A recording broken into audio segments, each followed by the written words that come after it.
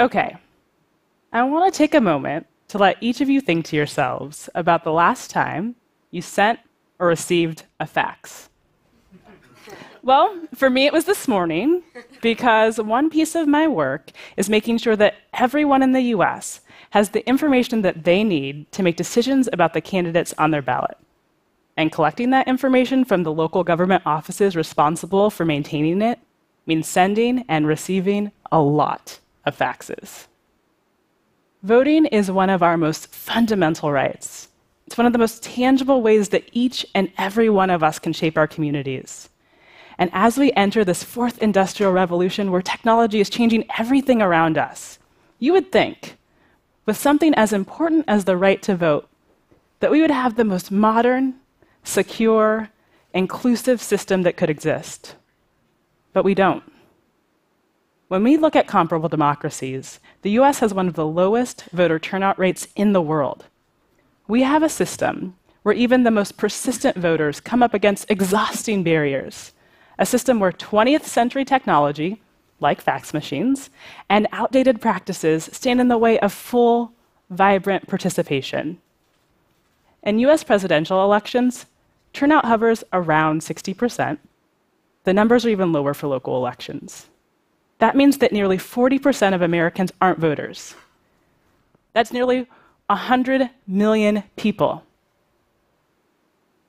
I believe in something very straightforward: that everyone should have the information that they need to become a voter, that the voting process should be seamless and secure, and that every voter should have information they trust to make decisions about the candidates on their ballot. Because when more people vote, together we make better decisions for our communities. So I've spent the last 8 years on a mission to push our democracy into the 21st century. Now, one of the most common approaches to election modernization is advocating for policy change. And that's an incredibly important piece of the strategy for building a system where millions more people become voters. But I've taken a different approach. I've focused on a critical, yet largely untapped resource for election modernization: local election officials. I work with thousands of local election officials across the country to build tools and skills that they can use immediately to transform the way that they're engaging today's voters. Folks like Kat and Marie. Kat and Marie have worked together for years in a windowless office in the basement of the Mercer County Courthouse in West Virginia. Together, they have a tremendous responsibility. They're local election officials serving Mercer County's 40,000 registered voters. Local election officials are the public servants that do the day-to-day work that makes our election system function. When you fill out a voter registration form, they're the folks that process them and add you to the rolls.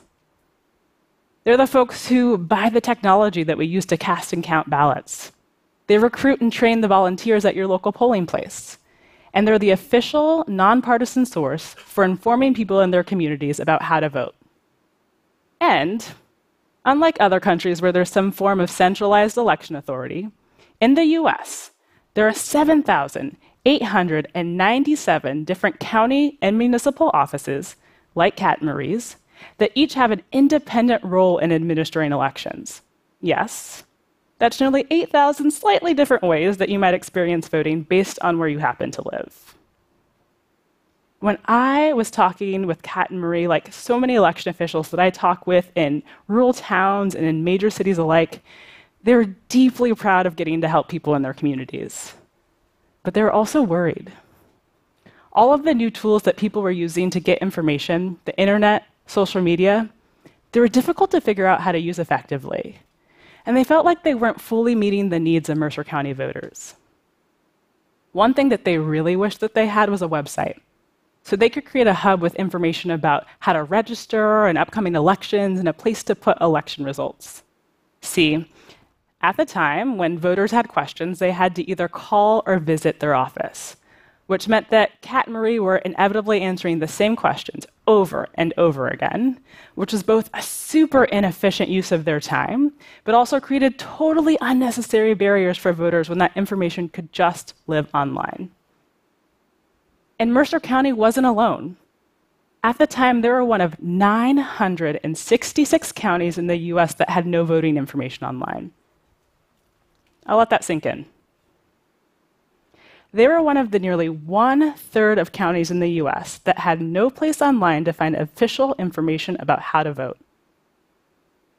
To Kat and Marie, not having an election website was unacceptable, but they didn't have very many options.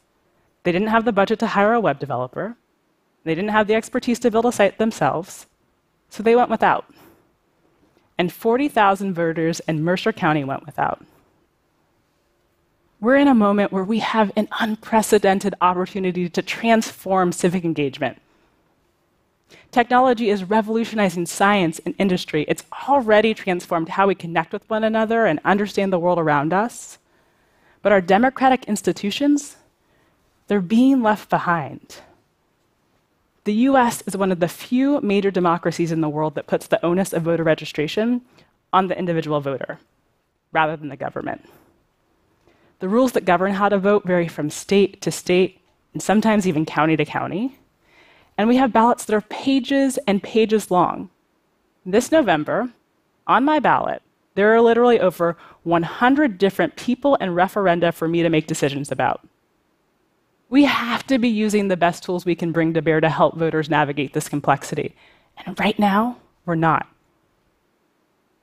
One of the most common narratives I hear in my work is that people aren't civically engaged because they're apathetic, because they don't care. But as my brilliant friends at the Center for Civic Design say, if there is apathy, it comes from the system, not the voter.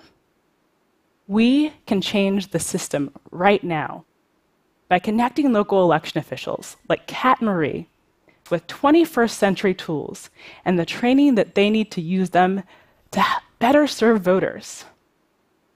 Tools and training to do things like use social media for voter engagement, or use data to staff and equip polling places so that we don't see hours-long lines at the polls, or training on cybersecurity best practices so that we can ensure that our voting systems are secure. When we invest in this approach, we see meaningful, lasting results. Kat and Marie are online now. Inspired by their experience, we built a website template using research-based best practices in civic design, and developed a training so that Kat and Marie are able to maintain their site themselves.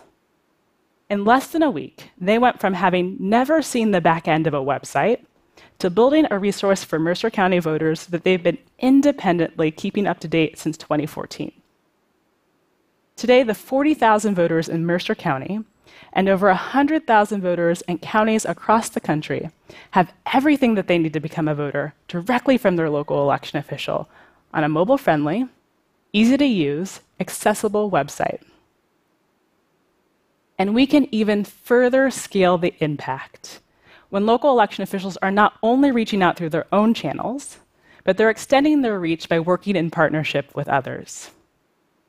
Efforts like the Ballot Information Project and the Voting Information Project work with election officials nationwide to create a centralized, standard database of key voting information, like what's on your ballot and where to vote. That information powers tools built by companies like Google and Facebook to get information in the places where people already are, like their newsfeed and search. In 2016, the Ballot Information Project connected the public with information about candidates and referenda over 200 million times, helping between 1/3 and 1/2 of every single person who cast a ballot. And that model has been replicated for elections around the world. When we look at efforts in other areas of government, we can see the opportunity when we listen to the public's needs and we meet them with modern tools. I think about my friends at M-Relief, who have helped 260,000 families unlock $42 million in food benefits by helping government agencies transition away from a 20-page, paper-based application for food stamps to a process that can happen in 10 questions, over text message, in fewer than 3 minutes. That kind of transformation is possible in voting. It's happening right now, but there's still so much work to do. Now, if you have any technical bone in your body, I know what you're thinking. This is all solvable. The technology that we need exists. We collectively have the expertise. You might even be thinking about volunteering at your local election office. I love how solutions-oriented you are. But to be clear, the work that is needed to modernize our election system isn't something that's going to happen using 20% time or through a hackathon or by doing a one-off technology project. What we need is significant, sustained, long-term investment. Investment in technology and investment in the skills of local election officials to run 21st century elections. Because if we don't invest in the long game, we risk finding ourselves perpetually behind. So, if you're ready to help millions, if you're ready to close the gap between the system that we have and the system that we deserve, we need you. Organizations that are doing this work year-round need you. Local election offices need you. Come join us. Thank you.